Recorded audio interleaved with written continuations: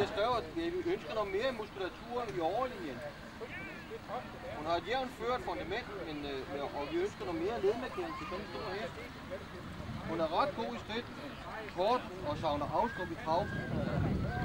Hoppen er til det 22 point. Tillykke.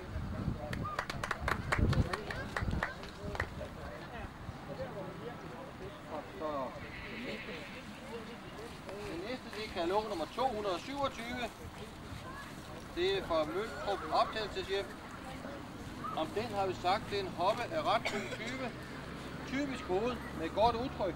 Der er virkelig udtryk i det hoved, man falder for lige med det samme, da hun kommer ind og sagde, der er noget, vi kan lide der. Det er et dejligt hoved. Det er sådan en rigtig fjordhestehoved.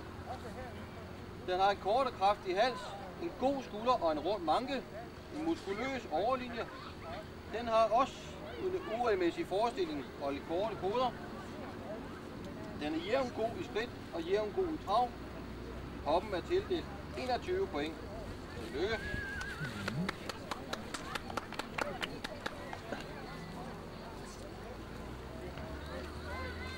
Den næste er katalog nummer 226 fra Sonja Svendsen. Det er en hoppe af ret god type, almindelig hoved. Den har en velansat hals, en stejl skulder med en velmarkeret